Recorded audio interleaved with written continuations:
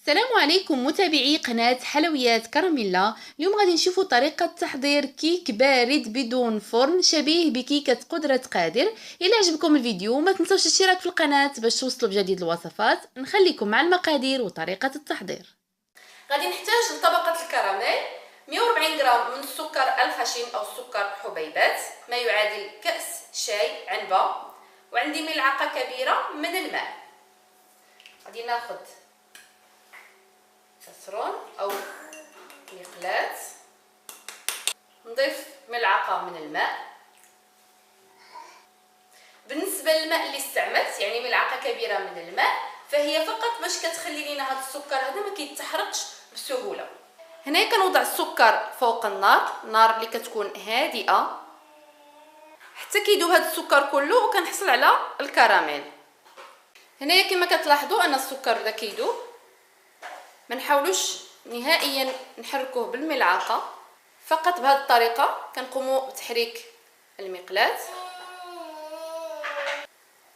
وننتظر حتى ذوبان كل السكر. وهنايا بعد ما كنتحصل على الكراميل على هذا الشكل هذا كما كتلاحظوا، غادي نوضعو في المول بسرعه انه كيجمد بسرعه، كنحاول توزيعو على المول.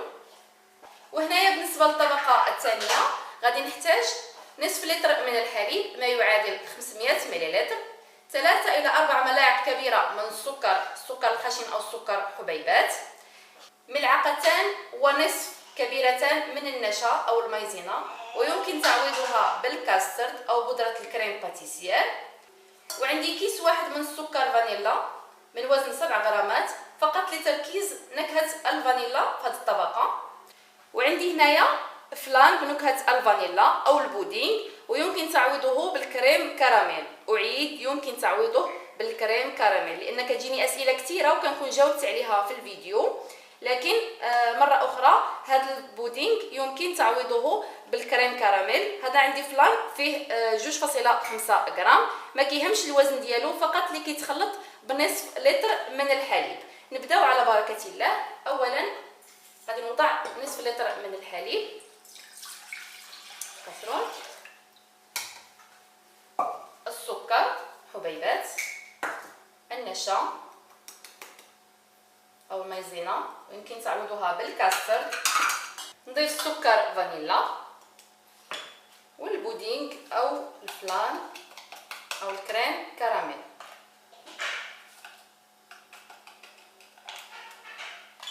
وغادي نحرك مزيان، وغادي نوضع هذا الكسرون هذا فوق نار متوسطه مع التحريك جيدا حتى الحصول على كريمه ثقيله. وهنايا بعد التحريك المستمر كنتحصلوا على هذه الكريمه عاقده على هذا الشكل هذا، وغادي نوضعها فوق طبقه الكراميل. غادي نوضع الكريمه اللي تحصلت عليها فوق طبقه الكراميل وبسرعه لان دغيا كتجمد.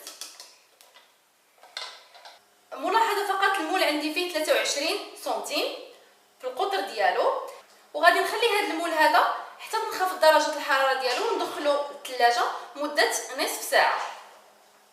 بعد تماسك طبقه الفانيلا غادي نحضروا طبقه الشوكولا. غادي نحتاج نصف لتر من الماء، ماء عادي ما يعادل 500 ملل، 3 إلى 4 ملاعق كبيره من السكر الخشن او السكر حبيبات، ملعقتان كبيرتان ونصف ممتلئتان جيدا يعني 2 المعالق كبار ونص من النشا او المايزينا، ويمكن تعويضها بالكاسترد او بالبودره الكريم باتيسير. وعندي 60 غرام من الحليب المجفف، هذا الكيس هذا فيه 60 غرام. غادي نحتاج ملعقه كبيره من بودره الكاكاو، هنا الكاكاو المر، وعندي ظرفان من فلان بنكهه الشوكولا، فلان اللي هو البودينغ ويمكن تعويضه بالكريم كراميل. اعيد يمكن تعويضه بالكريم كراميل.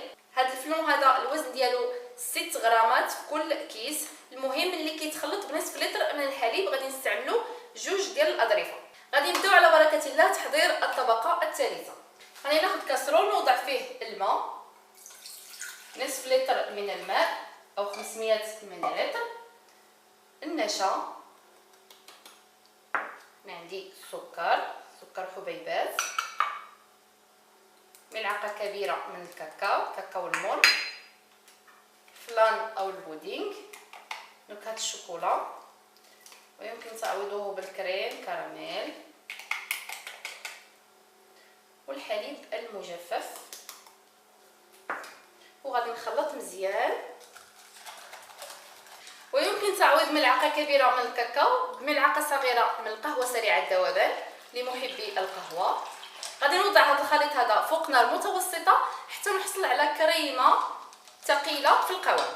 طبقه الفانيلا بعد ما كنخرجوها من الثلاجه طبقه متماسكه، وهنايا بعد التحريك المستمر كنتحصلوا على هذه الكريمه على هذا الشكل هذا.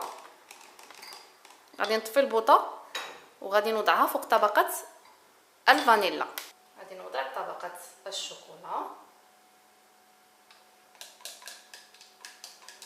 ضروري نكونوا سرعه في هذه العمليه لان هذه الطبقه دغيا كتجمد. حاولوا نوزعوا الطبقه وغادي نخليها حتى كتنخفض درجه الحراره ديالها، وغادي ندخلها للثلاجه مده 3 إلى 4 ساعات. وهنايا بعد مرور 3 ساعات على الكيك في الثلاجه، دابا غادي نحاول ناخذ موس وغادي نحاول تمرير هاد السكين في الجوانب. وهنايا تعمدت نستعمل مول عادي، يعني مول ديال الكيك عادي، لان العديد من الاخوات ما كيتوفروش على مول اللي كيتفتح من الجوانب. وهنايا هاد الكيك هذا يعني هاد الكراميل اللي استعملنا في القاعده ديال هاد الكيك كيساعد ان هاد الكيكه هذه ما تلصقش نهائيا في المول اولا في القالب. وهنايا كما كتلاحظوا ان الكيك كيدور بسهوله في القالب، هذا بفضل داك الكراميل اللي استعملنا في قالب في اسفل القالب. غادي ناخذ الطبسه اللي غادي نقدم فيه الكيك، غادي نقلب بسم الله. وهذه هي كيك قدرة قادر بدون فرن. هذا هو الشكل النهائي ديال الكيكه اللي حضرت معكم اليوم، كيكه شبيهه بكيكه قدرة قادر. فانا غادي نحاول نقطع لكم واحد الطرف تشوفوا الشكل ديالها.